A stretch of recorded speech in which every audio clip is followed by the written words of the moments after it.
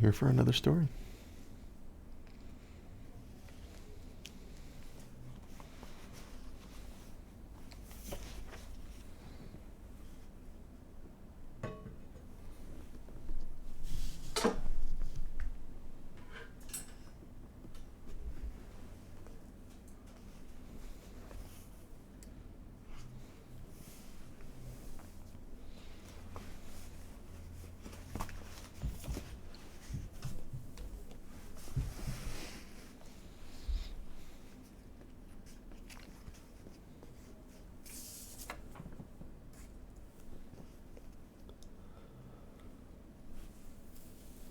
This story is called The Outsider, and it starts with a subtitle, which is a quote by someone called Keats. It says, "That night the Baron dreamt of many a woe, and all his warrior guests with shade and form, of witch and demon and large coffin warm, were long benightmared."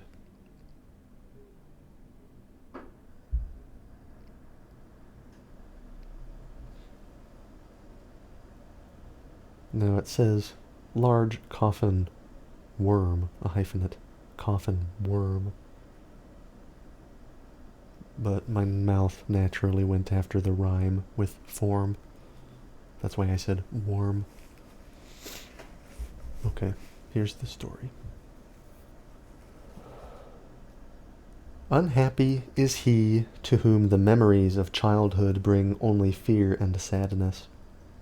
Wretched is he who looks back upon lone hours in vast and dismal chambers, with brown hangings and maddening rows of antique books, or upon odd watches in twilight groves of grotesque, gigantic, and vine-encumbered trees that silently wave twisted branches far aloft.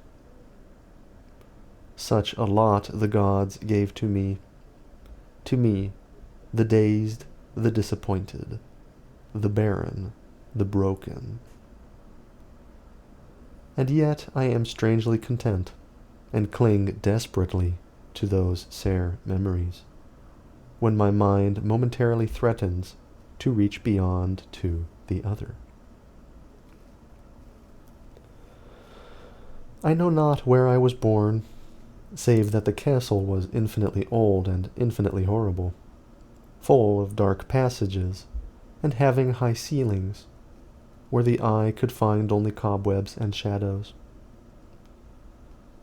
The stones in the crumbling corridors seemed always hideously damp, and there was an accursed smell everywhere, as of the piled-up corpses of dead generations. It was never light, so that I used sometimes to light candles and gaze steadily at them for relief. Nor was there any sun outdoors, since the terrible trees grew high above the topmost accessible tower. There was one black tower which reached above the trees into the unknown outer sky, but that was partly ruined, and could not be ascended save by a well-nigh impossible climb up the sheer wall, stone by stone. I must have lived years in this place, but I cannot measure the time. Beings must have cared for my needs, yet I cannot recall any person except myself, or anything alive but the noiseless rats and bats and spiders. I think that whoever nursed me must have been shockingly aged, since my first conception of a living person was that of something mockingly like myself, yet distorted, shriveled, and decaying like the castle. To me there was nothing grotesque in the bones and skeletons that strode some of the stone crypts deep down among the foundations. I fantastically associated these things with everyday events, and thought them more natural than the colored pictures of living beings, which I found in many of the moldy books. From such books I learned all that I know. No teacher urged or guided me, and I do not recall hearing any human voice in all those years, not even my own. For although I had read of speech, I had never thought to try to speak aloud. My aspect was a matter equally unthought of, for there were no mirrors in the castle, and I merely regarded myself by instinct as akin to the youthful figures I saw drawn and painted in the books. I felt conscious of youth because I remembered so little. Outside, across the putrid moat and under the dark mute trees, I would often lie and dream for hours about what I read in the books, and would longingly picture myself amidst gay crowds in the sunny world beyond the endless forest. Once I tried to escape from the forest, but as I went farther from the castle, the shade grew denser and the air more filled with brooding fear, so that I ran frantically back, lest I lose my way in a labyrinth of nighted silence. So through the endless twilights I dreamed and waited, though I knew not what I waited for. Then, in the shadowy solitude, my longing for light grew so frantic that I could rest no more, and I lifted entreating hands to the single black ruined tower that reached above the forest into the unknown outer sky. And at last I resolved to scale that tower, fall though I might, since it were better to glimpse the sky and perish than to live without ever beholding the day. In the dank twilight I climbed and worn the aged stone stairs till I reached the level where they ceased, and thereafter clung perilously to small footholds leading upward. Ghastly and terrible was that dead, stairless cylinder of rock, black, ruined, and deserted, and sinister with startled bats whose wings made no noise.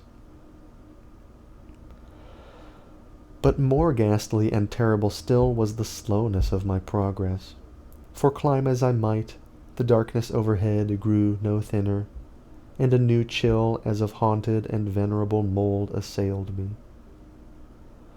I shivered as I wondered why I did not reach the light, and would have looked down had I dared.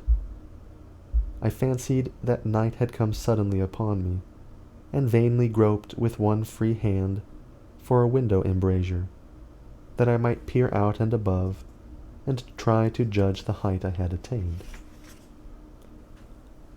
All at once, after an infinity of awesome, sightless crawling up that concave and desperate precipice, I felt my head touch a solid thing, and I knew I must have gained the roof, or at least some kind of floor.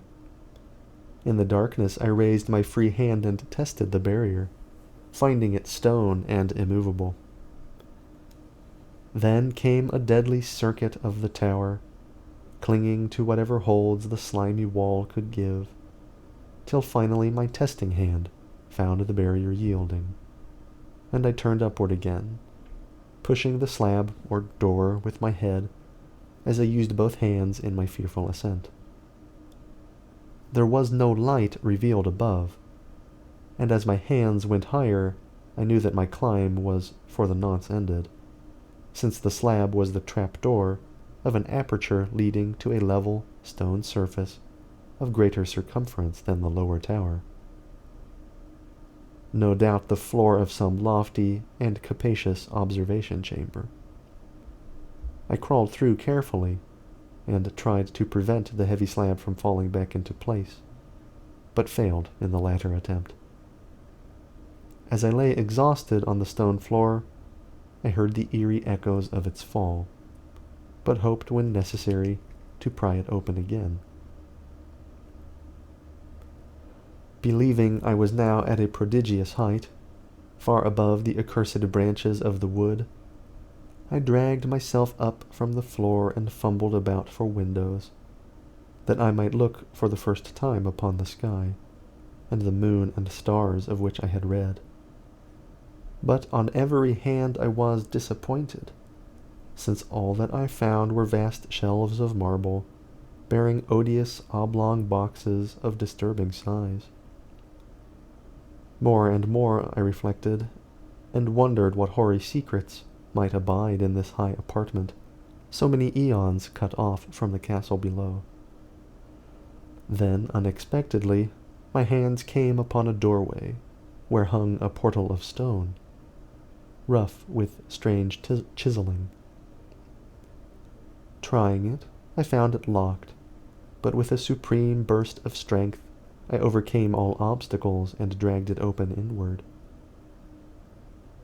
As I did so, there came to me the purest ecstasy I have ever known, for shining tranquilly through an ornate grating of iron and down a short stone passageway of steps that ascended from the newly found hallway, was the radiant full moon, which I had never before seen save in dreams and in vague visions I dared not call memories.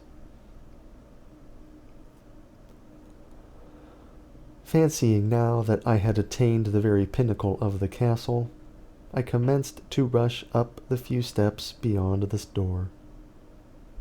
But the sudden veiling of the moon by a cloud caused me to stumble, and I felt my way more slowly in the dark.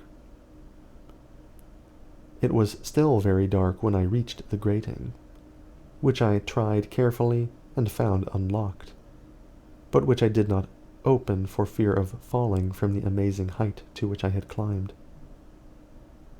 Then the moon came out. Most demoniacal of all shocks is that of the abysmally unexpected and grotesquely unbelievable.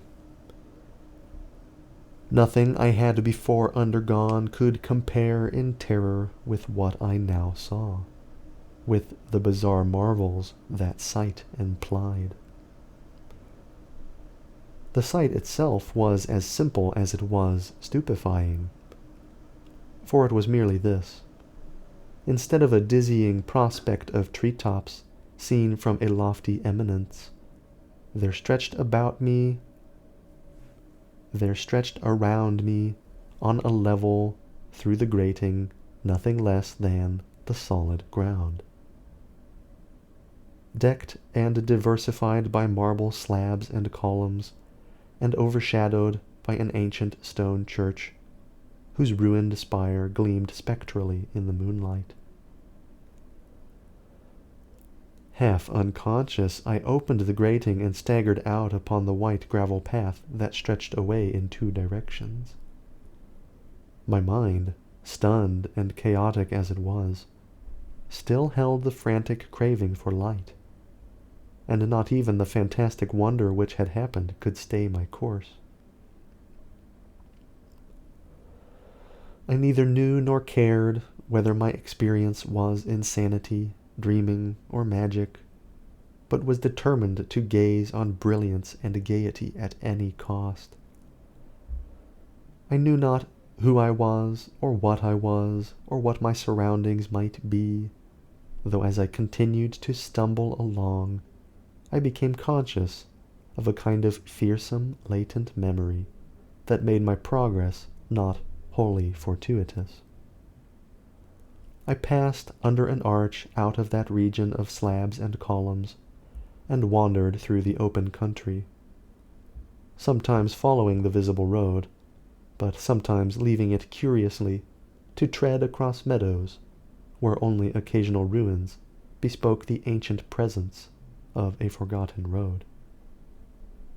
Once I swam across a swift river where crumbled, mossy masonry told of a bridge long vanished. Over 2 hours must have passed before I reached what seemed to be my goal, a venerable, ivied castle in a thickly wooded park, maddeningly familiar, yet full of perplexing strangeness to me. I saw that the moat was filled in, and that some of the well-known towers were demolished, whilst new wings existed to confuse the beholder. But what I observed with chief interest and delight were the open windows, gorgeously ablaze with light, and sending forth sound of the gayest revelry. Advancing to one of those, I looked in and saw an oddly dressed company, indeed, making merry and speaking brightly to one another. I had never, seemingly, heard human speech before, and could only guess vaguely what was said. Some of the faces seemed to hold expressions that brought up incredibly remote recollections. Others were utterly alien. I now stepped through the low window into the brightly lighted room, stepping as I did so from my single bright moment of hope to my blackest convulsion of despair and realization. The nightmare was quick to come, for as I entered there occurred immediately one of the most terrifying demonstrations I had ever conceived. Scarcely had I crossed the sill when there descended upon the whole company a sudden and unheralded fear of hideous intensity, distorting every face, and evoking the most horrible screams from nearly every throat. Flight was universal, and in the clamor and panic, several fell in a swoon and were dragged away by their madly fleeing companions. Many covered their eyes with their hands, and plunged blindly and awkwardly in their race to escape, overturning furniture and stumbling across the walls before they managed to reach one of the many doors. The cries were shocking, and as I stood in the brilliant apartment alone and dazed, listening to their vanishing echoes, I trembled at the thought of what might be lurking near me unseen. At a casual inspection, the room seemed deserted, but when I moved toward one of the alcoves, I thought I detected a presence there, a hint of motion beyond the golden arched doorway leading to another and somewhat similar room. As I approached the arch, I began to perceive the presence more clearly, and then, with the first and last sound I ever uttered, a ghastly ululation that revolted me almost as poignantly as its noxious cause, I beheld in full, frightful vividness the inconceivable, indescribable, and unmentionable monstrosity which had by its simple appearance changed a merry company to a herd of delirious fugitives. I cannot even hint what it was like, for it was a compound of all that is unclean, uncanny, unwelcome, abnormal, and detestable. It was the ghoulish shade of decay, antiquity, and desolation, the putrid, dripping eidolon of unwholesome revelation, the awful bearing of that which the merciful earth should always hide. God knows it was not of this world, or no longer of this world. Yet, to my horror, I saw in its eaten away and bone-revealing outlines leering, abhorrent travesty on the human shape, and in its mouldy, disintegrating apparel, an unspeakable quality that chilled me even more. I was almost paralyzed, but not too much so to make a feeble effort toward flight. A backward stumble which failed to break the spell in which the nameless, voiceless monster held me. My eyes, bewitched by the glassy orbs which stared loathsomely into them, refused to close, though they were mercifully blurred, and shooed the terrible object but indistinctly after the first shock. I tried to raise my hand to shut out the sight, yet so stunned were my nerves that my arm could not fully obey my will. The attempt, however, was enough to disturb my balance, so that I had to stagger forward several steps to avoid falling. As I did so, I became suddenly and agonizingly aware of the nearness of the carrion thing, whose hideous, hollow breathing I half fancied I could hear. Nearly mad, I found myself yet able to throw out a hand to ward off the fetid apparition which pressed so close, when in one cataclysmic second of cosmic nightmarishness and hellish accident, my fingers touched the rotting, outstretched paw of the monster beneath the golden arch. I did not shriek, but all the fiendish ghouls that ride the night wind shrieked for me, as in that same second there crashed down upon my mind a single and fleeting avalanche of soul-annihilating memory.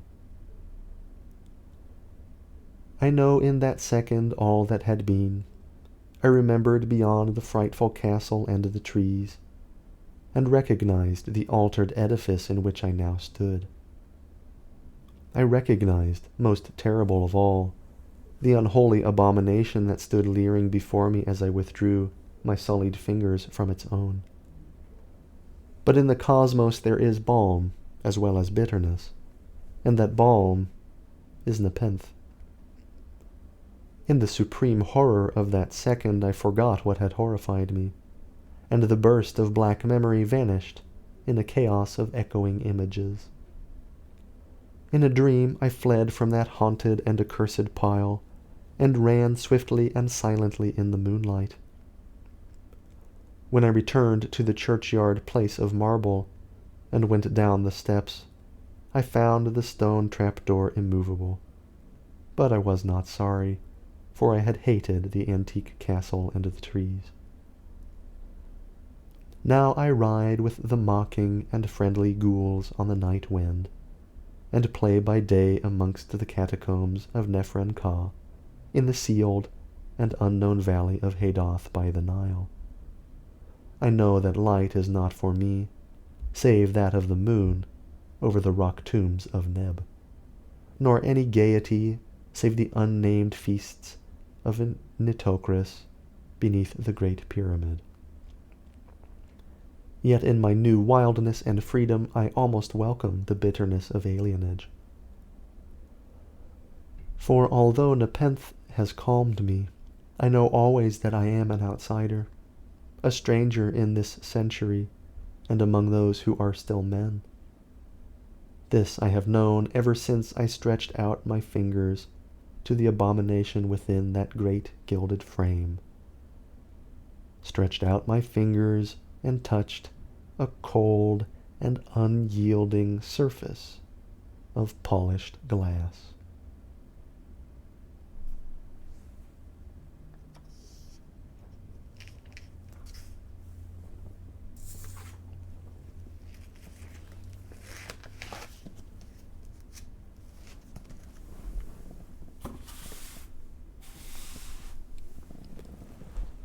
All right.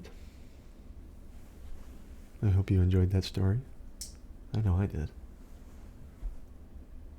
Hopefully, the voice assistant's beep wasn't too loud. Until next time.